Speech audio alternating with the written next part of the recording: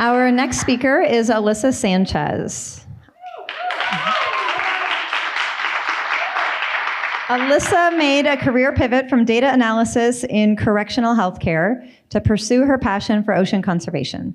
She's always had an interest in sharks and has combined science communication with her creative side to explore the interdisciplinary story of shark conservation in San Diego from a variety of perspectives. All right, I can take a hint. The title of Alyssa's presentation is Beyond the Bites. All right, we'll do it again.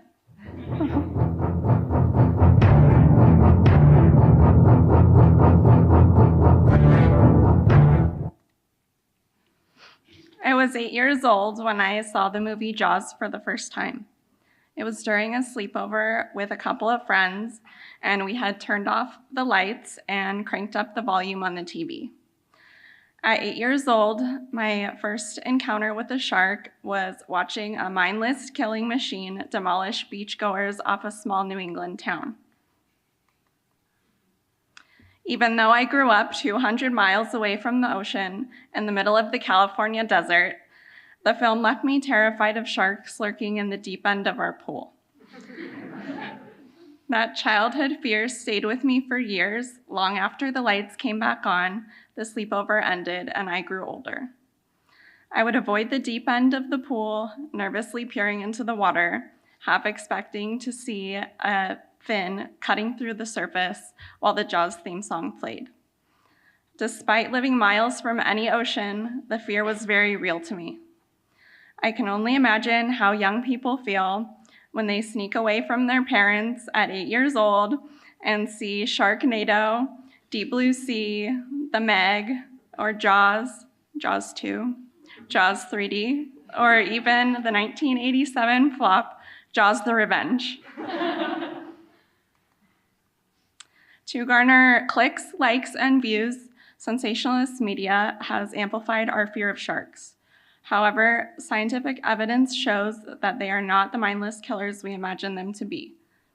Things that are more likely to kill you than a shark include vending machines, a coconut falling on your head, or the ever-dangerous left-handed person wielding right-handed equipment. Sharks are curious creatures. Most shark attacks are actually cases of mistaken identity. They often take a single bite to identify if what they encountered is food, and then they swim away when they realize that it's not. Sharks aren't as scary as we make them out to be, so why should we care for them? Many species of sharks are keystone species, meaning that their presence and behavior have a profound impact on the structure of marine ecosystems. By preying on the sick and weak members of prey populations, sharks help ensure the health of those populations, and this natural selection process keeps marine ecosystems balanced. The decline of shark populations can lead to the collapse of those marine ecosystems. Without sharks, the balance is disrupted, which can lead to overpopulation of certain species and a depletion of others. Healthy shark populations are also vital for the economy. Ecotourism, such as shark diving, brings in millions of dollars annually and supports local communities. Many shark species are now endangered due to human activities. Overfishing, bycatch, and the demand for shark fin soup have decimated their populations. An estimated 100 million sharks are killed every year. Some species have even seen their populations decline by over 90% in the last few decades. Bycatch, which is the unintentional capture of sharks in fishing gear, is a significant threat. Sharks often get caught in nets meant for other species and do not survive. Shark finning, the practice of cutting off a shark's fins and discarding the rest of the body, is particularly cruel and wasteful. It has driven many species to the brink of extinction. To address these issues, I made a film to encourage viewers to participate in shark conservation, emphasizing that in addition to scientists, anyone can participate in shark conservation.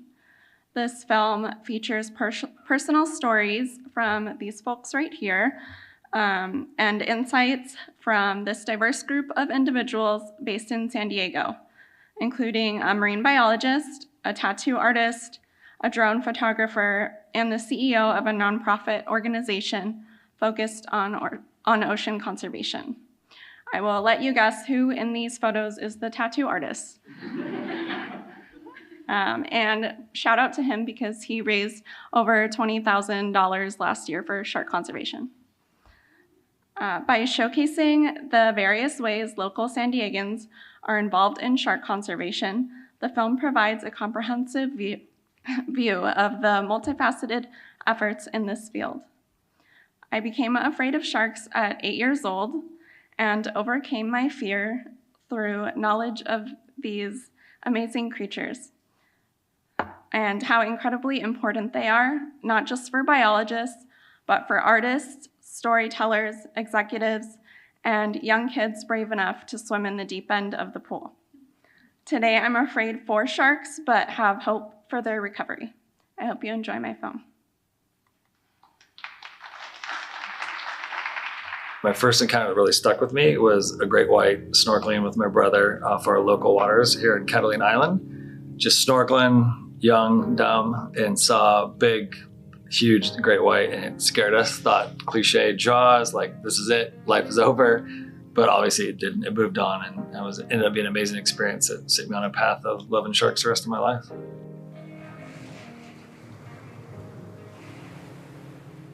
Sharks are comprised of a diverse group of organisms that include top predators like white sharks that are important for controlling populations of other organisms, to mesopredators like horn sharks and leopard sharks that feed on smaller prey but also are prey to larger organisms. So they have a really important ecological role. Each species has that particular role, and it depends on their ecology and what they eat and what eats them. So globally, the largest impact on shark populations is overfishing. They're fished both for food and for sport, but they're also impacted by things like habitat change, so development of important places that they use for things like nurseries, as well as bigger things like pollution and climate change. A lot of us are impacted by movies like Jaws and other TV shows where they kind of show sharks as being these indiscriminate eating machines. But in reality, we have very little to fear from them. I know now Steven Spielberg regrets making Jaws, and for the reason that people are just now terrified of sharks. The movie Jaws in the 1970s, I mean, that changed the whole culture of sharks. It just, even till this day, everybody's scared of sharks because of that movie. If you've ever been swimming in the ocean or surfing, chances are there's probably, a shark around you. In Southern California, we have juvenile great whites that are close to shore, but simply because they are targeting stingrays to find and eat.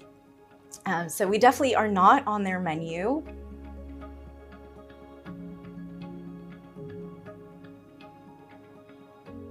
I get messages daily of the non-demonization of sharks because the media and Hollywood keeps doing it, and I get it, blood cells, and that's the way the news works. I get messages from surfers quite a bit in particular, a lot of stand-up paddlers, even lifeguards, marine biologists, like, oh, it calms me, and now when I do feel a shark or see a shark, I even think of your videos and realize, okay, they're not out to get us. We're sharing, we can coexist. So the vast majority of messages I get are positive messages that it's changed my mindset about sharks and that they're not out to get us. People realize that they're important, and that just like we want to rescue elephants and turtles and all these other animals, dolphins that we love so much, I would even argue sharks are more important. I know they got the big teeth and can be scary, but they're a keystone species and invaluable to the health of the ocean, which is the health of the planet. So we as people will only conserve things that we love and things that we understand. So outreach and education is really important to get people to realize that sharks are actually important for the environment, they're important for the economy, and if people can understand that and they can learn to love these organisms, then they'll be more ready to work to try conserve them and really be stewards for sharks in their environments. So I think it's important for all of us to remember that shark conservation is really a multidisciplinary thing. We need people that are scientists, biologists, ecologists, economists, people that work in policy, people that work in marketing, people that work in journalism. It's really important that we have all these different components. So if people are interested in shark conservation, there's ways to leverage the skills that they already have and the passions they have and find ways to make those work for the benefits of sharks and their ecosystems.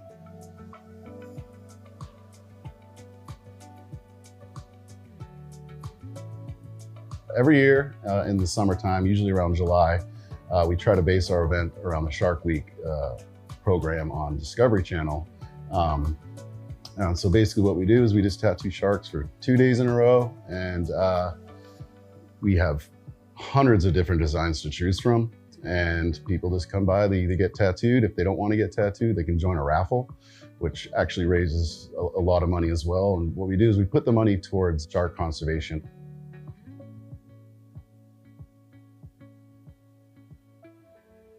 So I wanted to bring ecotourism to people, to get in the water with sharks and get them to change their misconceptions and perceptions on sharks, and to introduce a whole different world to people compared to what the media portrays of, demonizing these animals.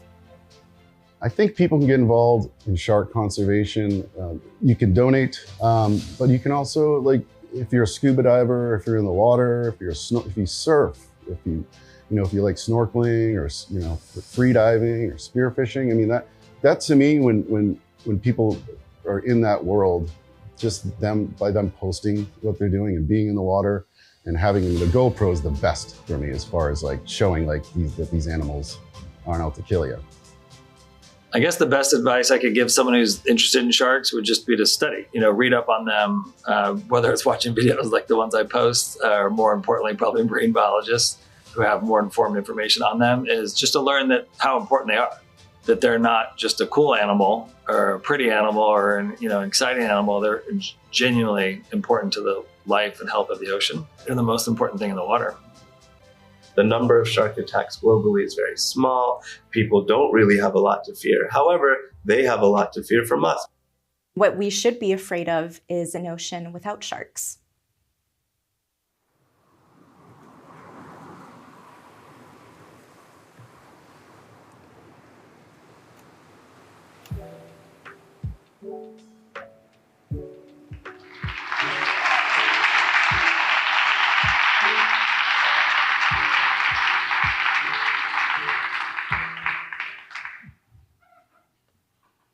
I just wanted to give a big thank you to my Capstone Advisory Committee.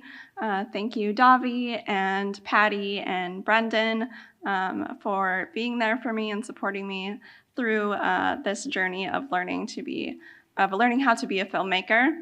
And thank you also to my film subjects, Davi, who is also on my committee, and Kyle Walker from Even Keel Tattoo.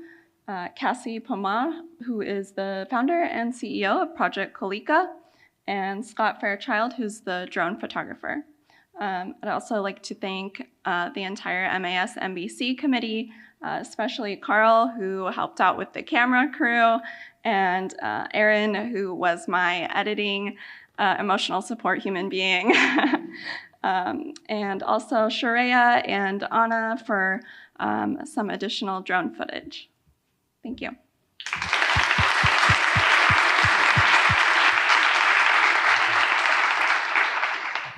I'll take any questions from any sharks in the audience.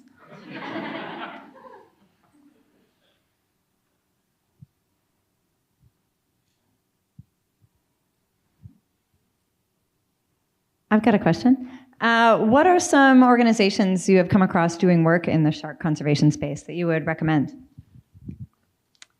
There are a lot of opportunities to learn about shark conservation.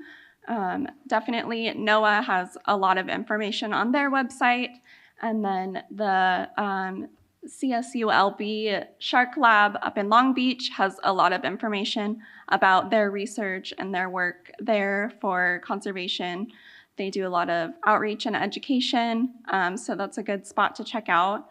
And then in terms of other organizations, Kyle Walker from Even Keel Tattoo, he donates every year to Shark Allies.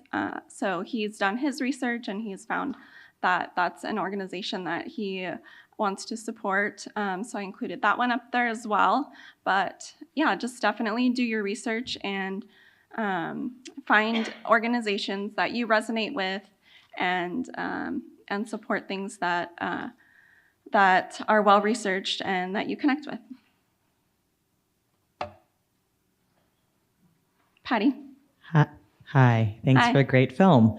Wondering if you have any visions for where you want to screen this film and if there is a plan to cut a longer version of this, because it just seems such an important tool to intervene into media representations of sharks with something that is actually positive and informative and researched.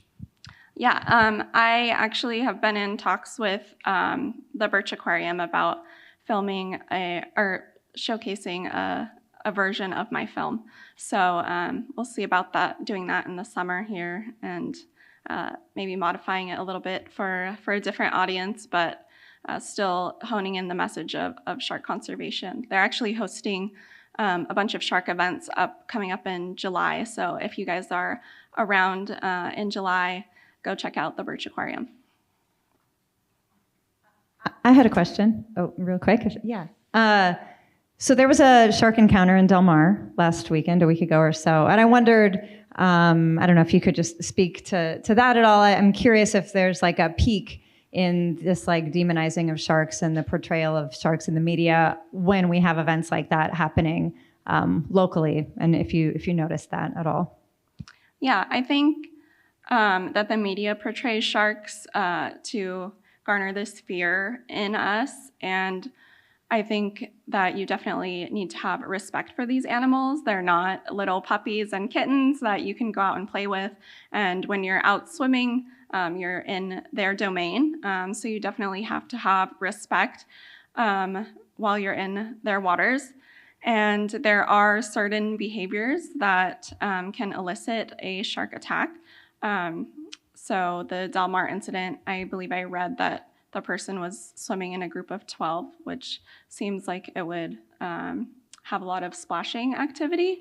So that could have possibly caused interest in provoking the shark to come in and investigate to see what the activity was, to see if it was a prey item.